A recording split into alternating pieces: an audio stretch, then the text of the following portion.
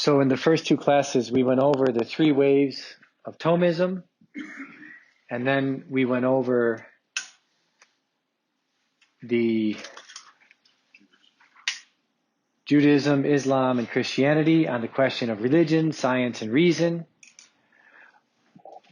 One of the things I want to make it clear from going over these, one of the reasons we go over these three is that Islam, in a way, right, is confronting modern philosophy now in a way that it hasn't really done so up until the middle of the 19th century. Judaism begins this dialogue, if you want to call it that, with modern philosophy, beginning after 1648. Of course, we're dealing with it the whole way through, but as we also saw in the lecture on the three Thomisms, that especially in France after Richelieu and up until the French Revolution, there's very little evidence of any kind of Thomistic engagement with modern philosophy during those years. And it's really not until the Thomistic revival, which takes place in the 19th century, that you start to get a serious engagement with modern philosophy. We'll see in the course as we go through it that yes, there are some philosophers in Spain, Suarez being one of them, that are starting to engage with some of these ideas. We'll see Vico in the course. At some point we'll see Vico, who rejects Cartesianism. And so there are various efforts to critique Pascal himself as a critic of Descartes, not from a Thomistic standpoint, but he is trying to engage with and critique Cartesianism and some of its offspring. So it's not as if there's no engagement. Descartes himself was a baptized Catholic. His biggest, Father Mersenne was a priest, was one of his biggest proponents. And one of the things we see in England, for example, Mersenne debates some of the either John Dee himself or one of John Dee's followers. In England, John Dee is one of the first characters who kind of conceives of the British Empire. And Mersenne debates John Dee, or one of his disciples. And by all accounts of the debate, Mersenne actually wins. He kind of enables a certain triumph of Cartesianism for a time.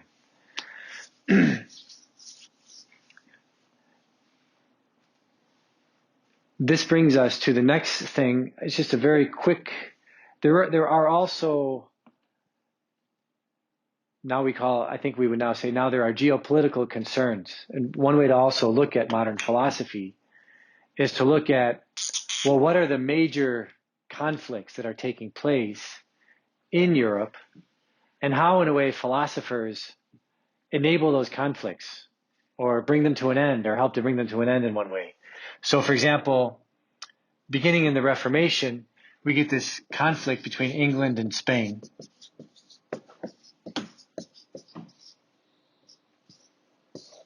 In the New World, there are some Spanish Thomists like Suarez that start to try to engage the emerging English philosophy, the English system. The English system essentially becomes, on the one hand, skepticism, resulting with David Hume being the ultimate follower of this. On the other hand, the English political economic system, which will eventually, by the 19th century, grow into the British Empire. And then eventually Spain gets eliminated, and then the new conflict becomes England versus France. And I just mentioned this debate that takes place between Mersenne and John Dee in England. And this gives a kind of generation of predominance to Cartesianism in France. It gives a kind of intellectual superiority in this conflict that gets played out up until the Napoleonic Wars, right?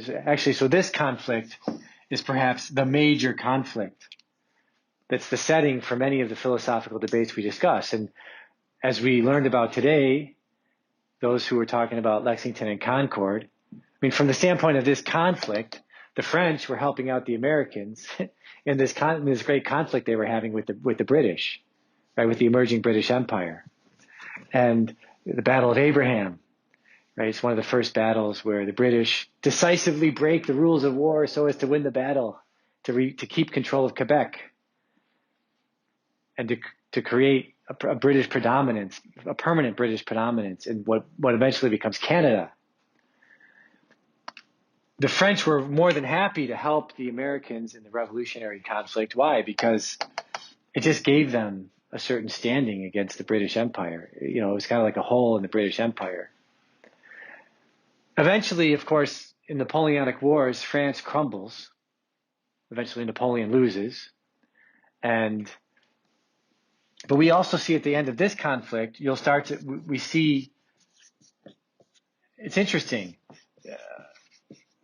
By the 18th century, Hume and then Newton, Smith, and Hume become the big three as far as promoting the English system. And Hume, Kant will say, when I read Hume, I fell into a philosophical stupor. And he spent like 10 or 15 years trying to work on an argument that he thought would refute Hume's skepticism. And actually, I think it's probably a pretty good argument, which we'll get to in the context of this course. But then Kant, in a way, enables a new wave. And if we could say this also, Cartesianism is a kind of idealism. The English philosophy tends towards a kind of pragmatism. The English philosophy tends towards skepticism so that the oligarchs can rule and that we can do whatever we need to do in order to win. The country, for example, that most embraced Machiavellianism was the English, basically, during the reign of Elizabeth. There's this author right now, Ian McGilchrist. He has this book. It's one of these books, The Master and His Emissary.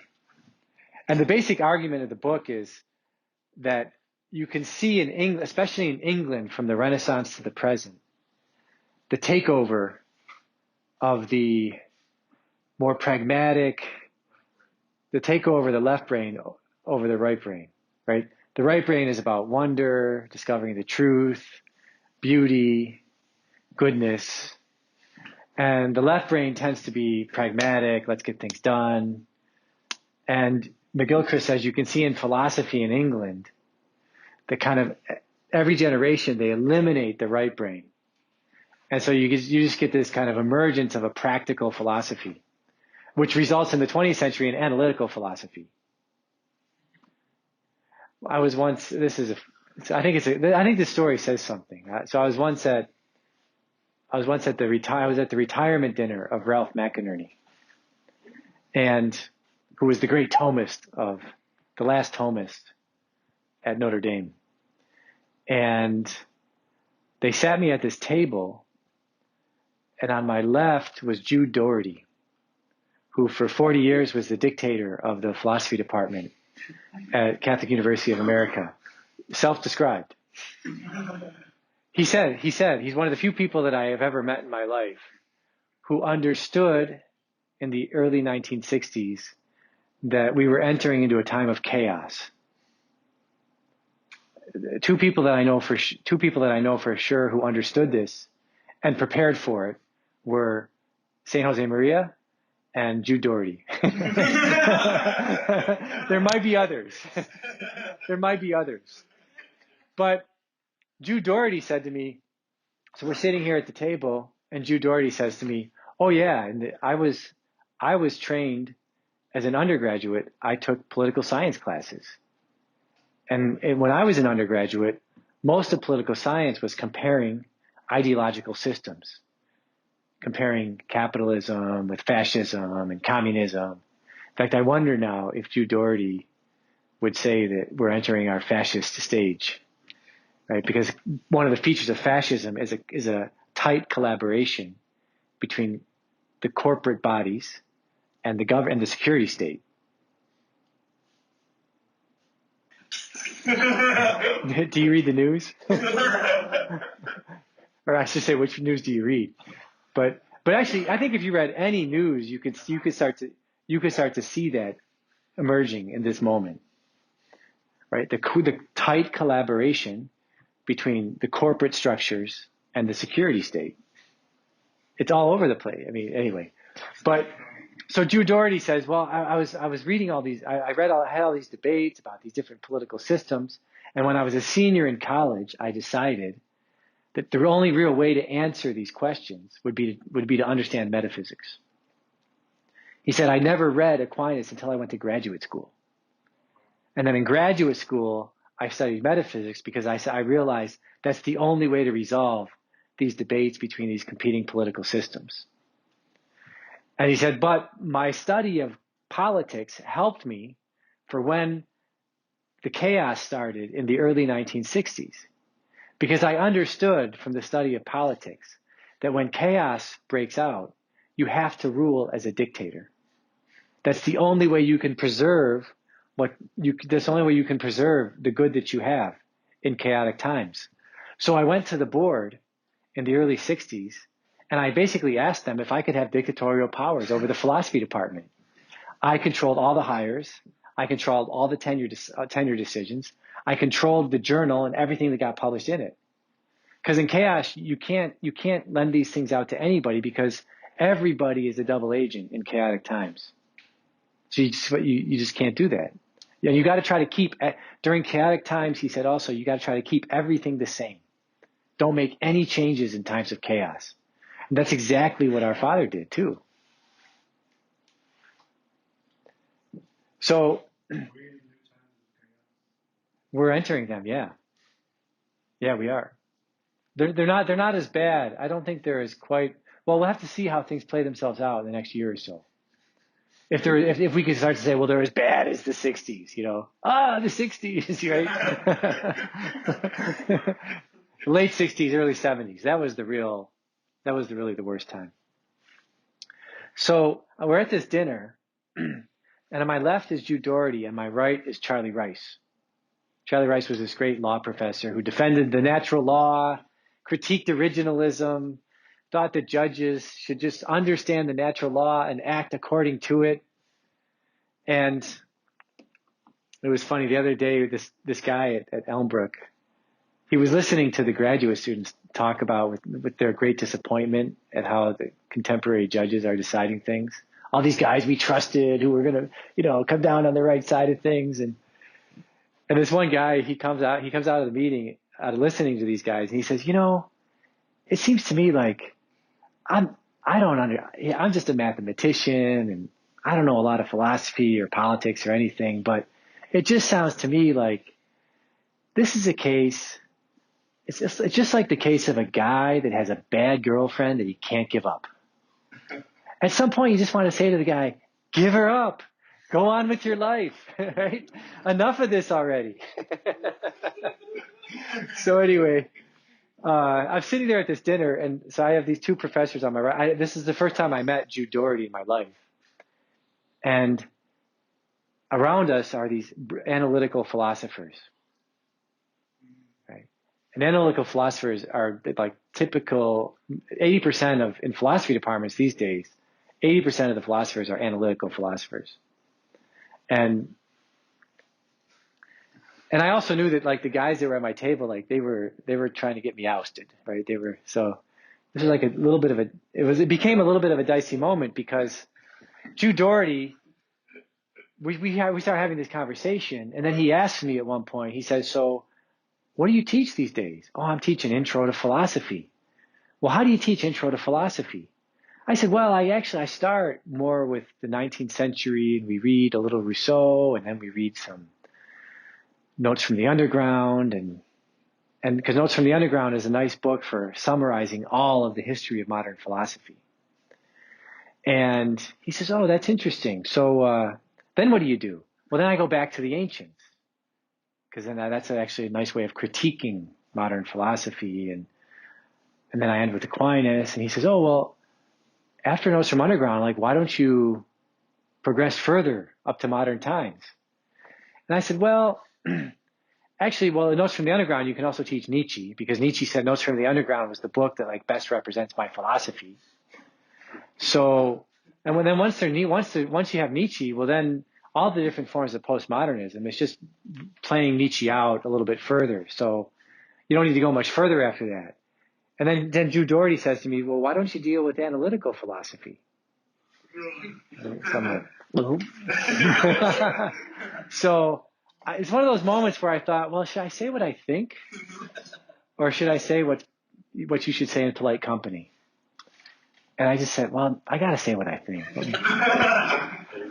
So I said, well, actually, I actually don't think there's really much to modern analytical philosophy. Because what is an analytical philosopher? If you just go to its origins, it's a bunch of philosophers in England who, after reading Nietzsche, decided there was nothingness. And they basically said, well, in the face of nothingness, how can we keep our jobs? We can keep our jobs by basically convincing people that they should say things, at least what they say, they should try to say it in a way that's clear and intelligible and understandable. And I didn't know what Drew Doherty thought of analytical philosophy, but he pounded the table. He goes, that's exactly what I think. I'm glad someone said that. I'm glad you teach it that way. There's no metaphysics. And then Charlie Rice goes, there's no metaphysics. There's no metaphysics. That's right. They don't have any metaphysics. And then these analytical philosophers, they started to pounce on Drew Doherty, saying, well, but there's this and there's that, and there's something else. And Drew Doherty started responding back to them. And actually, the whole scene was kind of funny because the analytical philosophers were going against Drew Doherty. He was responding to them. And then Charlie Rice was like the Greek chorus. Every 2 or 3 minutes in the argument, he would say, there's no metaphysics. There's no metaphysics. That's right. They don't have any metaphysics. So, well, I mean, they still tried to fire me, but at least in that moment, I was unscathed. And actually, Drew Doherty and I we were on friendly terms after that. So, but this is the trajectory of British philosophy. This is the philosophy of the empire. You're skeptical about everything that could be critical of the oligarchic system that they're setting up. You're skeptical about anything that could critique the empire. And then you can just practically implement whatever it is you want to implement, saying clear things about it. So it's kind of a way of posing. It's kind of like a way of posing to be objective. While actually in the end, you can do very Machiavellian left-brain things. Right? Always shooting down truth, beauty, goodness, justice. Yes. And this is being orchestrated by the top of the empire, or is it just like intellectual movement on it? Well, so is this being orchestrated, or is it just kind of coming up from the bottom? I think it's being orchestrated. As we were saying in last class, or I don't even know if this is in a class now or at a meal, but we were saying at some point since I got here, right, that the popularity of Foucault in this country has been orchestrated since the 1980s. It's been orchestrated from above. It's not a grassroots movement. Foucault died. His ideas died in France in the late 70s. They realized this is not a serious philosopher. But we brought him here in the early 80s and spread his ideas. Hopefully you learn about that in contemporary philosophy. Next time you take a contemporary philosophy course. Or the only time maybe you take a contemporary philosophy course. So, in a way, Cartesianism provides a kind of idealism against, even though it fails in the end, it provides a kind of idealism against the British Empire, against the British system. And then between Kant and Hegel, you actually do get a kind of idealism that emerges in Germany. The difference now in Germany in the 19th century, you also get the rise of Thomism and the development of Catholic, using Thomistic principles, the development of Catholic social teaching. Question. Yeah, just a quick, why Germany? Is this Why Germany? Because Alemannia docet. okay? Because the Germans teach the church. That's a phrase that emerged in the 19th century. I think that why Germany? I think that there is something to be said about. Now, look, I don't want to praise idealism too much, but there is something to be said about like Kant and Hegel. They're thinking creatively. Like if we could, let's put this another way. Why Greece? Why did logos emerge in Greece in the ancient world? It might be providential in the end for some, why did this creative aspect of the mind emerge in that culture? That's a good question. But it did emerge in Germany in the late 17th, the late 18th, early 19th century. I think there's all sorts of causes we could try to point towards. But Romanticism, there's a kind of Romanticism that develops here. There is also, like a lot of these early Thomists, there were so many. So right after just a quick history here. Right after the Napoleonic Wars, the Germans are saying, "I'm fed up with the Napoleonic system." Right, the French Revolution, the Napoleonic system, it's terrible. We're going to embrace English capitalism, just whole hog English capitalism. So they do it, and within a year, there's famine everywhere. People are dying. They're fleeing to the United States. The Austrians and Germans that settled around Featherrock came during that famine. And so there's a number of Germans, there's a number of Kantians, and then these early Thomists. They realize there are these there's the Napoleonic system, which is harsh. There's the English system, which is satanic. And they realize there has to be there has to be something else, right? And they go out to the docks, like some of these early Thomists, they're romantics. So they're thinking about, now they're reading the fathers of the church, they're reading St. Thomas, and a number of them, they'll go out to the docks and they'll interview the workers. Like, why are you leaving? If things were different, what would you do to stay? Or what would make you stay? Because nobody wants to leave their homeland. How would you stay?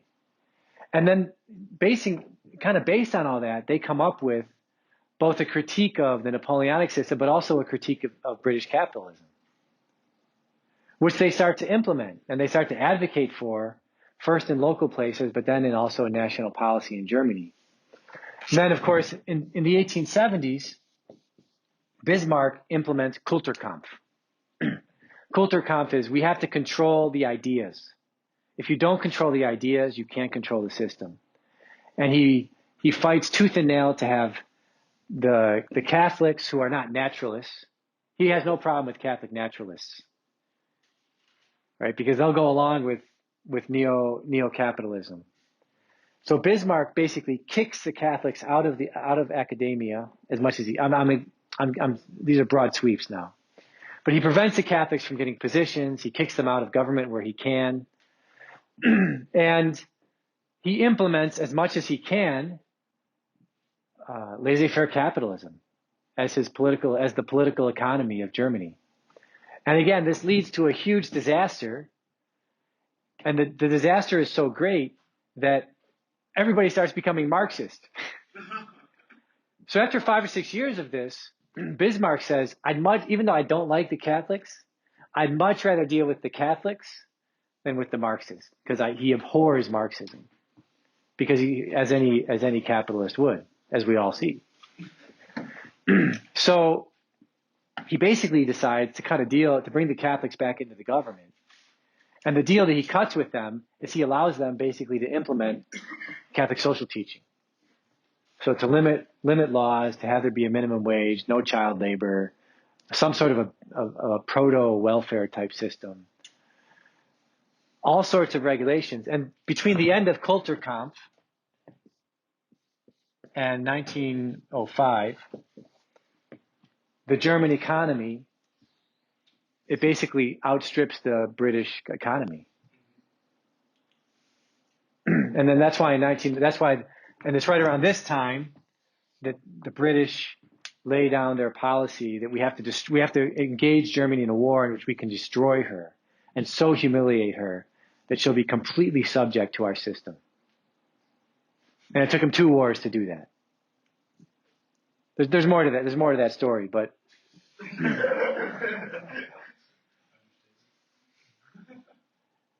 but essentially idealism has a certain, so maybe, I'm trying to answer the question a little bit here, but maybe it's just, there can be moments where the Germans had a kind of culture. They had a kind of sophisticated culture, but also with trying to actually solve these, being caught between these tectonic plates of the Napoleonic system and the British system and the suffering that caused in different ways, it kind of forced their creativity, right, to face the difficulty. Yes? What were some of the French idealists that were responding to the British? Well, so who are some of the French idealists? Well, Descartes is a big one, right? Descartes would be the big one. Pascal was not as influential as Descartes as far as like setting up a system. Yes. Could you apply kind of the reason science-based approach to England, France, Germany, or not really? Well, could you apply the English science faith to England, France, Germany? I would say England, we'll see this, that England essentially, by the Reformation, England is nominalist. And so they just completely embrace science. And in fact, I think the English system, I think the English system is a kind of modern version of Empedocles for those who have taken ancient philosophy. It's a kind of materialist science. And Newton provides them the philosophy, the Empedoclean philosophy that rationalizes their commitment to science. Yes? I think, when you think of Germany, we're going to do our German way, meaning we're going to build everything from foundation, we're going to scratch everything. Yeah. I think like Kant and Hegel and sort of like belong to the same system. Yeah. So what do you think of corresponds to that kind of reductionism or kind of revolution? So to build everything from scratch, is it reductionism or revolution? Yeah, sort of like a German. Right. Actually, it's interesting that you say that, because one figure here that's not a philosopher, but who is somewhat influential, is Goethe. Goethe was like, we have to do something that's not Newtonian. He was like the British system. He understood like the hard drive, or the operating system of the British system is Newton. So we have to do a uniquely German thing that's non-Newtonian, but that is still scientific. So the Germans, in a way, they did want to hold together. They wanted to hold together at least philosophy and religion in somewhat of a robust way. Or sorry, philosophy and science in somewhat of a robust way. Trying to put a little bit to the side the religious conflicts. But could you say France is kind of the faith side of this, or is that not? Well, so the problem with France is that France, especially in the 18th century, right? France at this point, you have, on the one hand, you have the Enlightenment, you have kind of Cartesian idealism, you have the Enlightenment, and the Catholics, in the first half of the 18th century, the Catholics are enamored with moderate Lockeanism. Right? They all think that Voltaire is a moderate Lockean. And Voltaire is selling himself as a moderate Lockean. But also at this time, you get like Diderot, you get La Mettrie. These are all just crass materialists. In fact, Diderot begins the genre of the nunsploitation, the play or the book or the movie. This movie that just won the Cannes Film Festival. This genre goes back to Diderot. Diderot writes the first nunsploitation, novel. The nun who's corrupt, basically, right? The nun who's she goes in to be a nun, but they corrupt her, and then she becomes corrupt, and then everyone's corrupt, and the Catholic Church is corrupt, right? And burn the churches, right? That's the basic point. Where does Richelieu fit into all this? So Richelieu would be at the beginning of he's under Louis the 14th, right? Yeah. So he's at the late 1600s. I thought he was all about. He was. So the difficulty here is this. The difficulty here is this. What happens in France in the 1800s is the Catholic Party. They're known as the Devout Party, and they have huge devotion to the Sacred Heart. And whenever there's a problem, whenever there's like an intellectual problem, or when Voltaire reveals himself to no longer be a moderate Lockean, but to be on the side of the Enlightenment, what does the Devout Party do? They organize a Sacred Heart procession. Which, on the one hand, you can understand, on the one hand, it's good. We all should have devotion to the Sacred Heart. And they have these debates over whether the king should consecrate France to the Sacred Heart or not.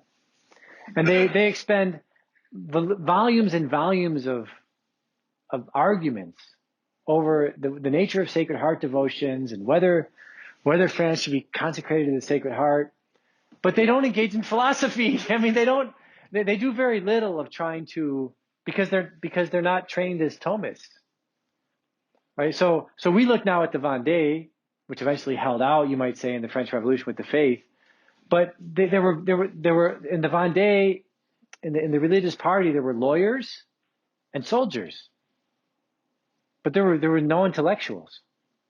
Well, why was Richelieu so anti-Thomist? Was it because he saw it as? I think Richelieu was anti-Trent because he had this vision of Europe, where France would be the major power, balancing all the other powers, and that would require him sometimes to go against the Austro-Hungarian Empire, go against Spain, and so he made the alliance with Turkey, right? So he would make an alliance with Turkey against the Austro-Hungarians, and so I think he had this game of, right, we have the needs of the state come first, and if the needs of the state come first, we can't allow the Pope, who's a secular power in Rome, to implement his agenda in our seminaries.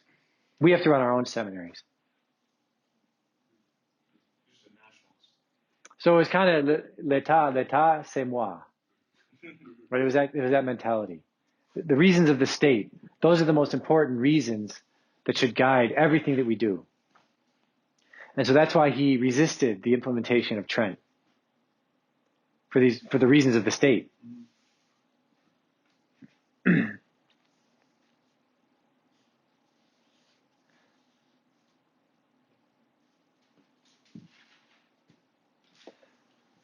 Any other questions on this? I just want to lay out this picture because a number of the characters that we consider to be important in Anglo-American philosophy, we consider them to be important because they do help to create the British system. And a number of these idealists, they do help to create a potentially alternative system. So Hume fits within the British context. Hume fits perfectly in the British context. You destroy all arguments, and then you say, well, we should just live according to the traditions of the oligarchs. Because he writes these histories of England, where he's trying to promote the oligarchic class as this. So we get Whig history also from the British in this time. Like, well, what's the Whig? The Whig is now. Whatever's now must be the truth. It must be what we all must support. So whatever is now, that's what's happening. That's what we all should support. Because that's where history is leading. It's leading to the Whig Party as the implementation of the good.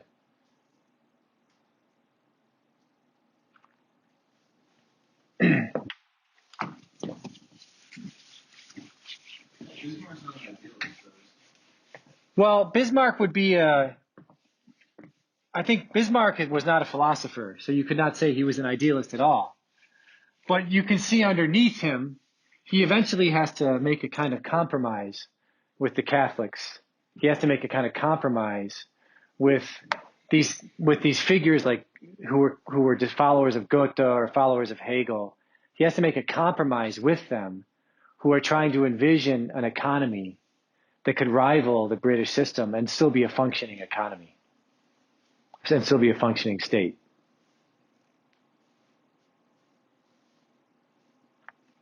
The other area here that I want to look at is morality. Again, just kind of a broad sweep. But I think just to have this picture, it's very helpful. So in classical morality, you have man as he is. And then you have man as he ought to be. And for the Greeks, right, for the Greeks, the great man is Socrates. Right? How do you know how man should be? You know by looking at the great men. And who's the great man? Socrates. Right? Alcibiades at the end of the symposium, he's in a backhanded way, he's praising Socrates as the most virtuous man because he can resist temptations against purity. So the question is, well, how do you go from man as he is, as man as he ought to be? Well, you have authority. You have a model of the virtues. You have law, commandments, law. And you also have the authority is a teacher. Right? The teacher is not you. The teacher is not the student. He has more experience and more wisdom.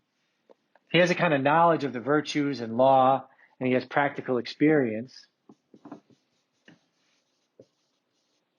And the teacher can take you where you are and lead you to where you ought to be. Obviously, for a Christian, Jesus Christ replaces Socrates as the ideal man. It is no longer I who live. It is Christ who lives in me. So we also have the benefit of the sacraments and prayer to lead us to where we ought to be. Law here could be rules. Well, again, one of the things that happens, the first movement that happens in modern philosophy, what we'll see, is that there's a real attack on any possibility. This attack takes place, for example, beginning in Machiavelli. Right? There's a real attack on there being any possibility as there being a standard, as there being an objective goal an end that we should be pursuing. So once you remove that standard, you may use the language of virtue. Also, after you remove that standard, then you're going to get an attack on the authority. The person who has a knowledge of the virtues, the law, the sacraments, experience, who can lead you from where you are to where you should be, to happiness, the end, the telos, whatever. So morality, especially after Hobbes, a lot of morality starts becoming, well, Hobbes even calls into question whether there's virtues or not. So a lot of morality starts to becoming, well, all we really have is man as he is. And man as he is self-interested. It's funny, there's a book that just came out on cancer. And this doctor, one of the things he shows that one of the things that cancer does, it reduces the cell to its original primitive state. And this is a way by which it can spread. And so if you think about it, all modern philosophy is like a cancer because it functions intellectually like cancer. It tries to reduce everything to one simple starting point, right? From which then we can then grow the whole system. That's exactly how cancer works, right? It tries to reduce to one simple starting point, And then it takes over everything in the body. What will happen for a time, what will happen for a time is that morality will become, well, this is man how is man? What is the real starting point of man? And then maybe they keep around rules. So a lot of modern philosophy a lot of modern moral philosophy will end up being, well, man is self-interested, and then what rules can we come up with? The social contract, or utilitarianism. What rule, or even Kantianism is a little bit this way. Right? What rules can we come up with to guide the behavior of man? Towards what? Doesn't matter. And then there will be some who come along and they'll just say, well, there shouldn't be any rules either. So with many of the modern philosophers, the debates, you see this movement happening time and again. Getting rid of the ideal, the end, the goal, then attacking authority. You'll see this when you study contemporary philosophy. There's this huge effort by the Frankfurt School, these guys in the 50s and the 60s, just to cast aspersions on any exercise of authority as being somehow evil. And then, but once you get rid of authority, then you get rid of virtue, then the argument just becomes, well, how do I interpret the text of the Constitution in an originalist way so it's come up with the right outcome, right? That becomes morality.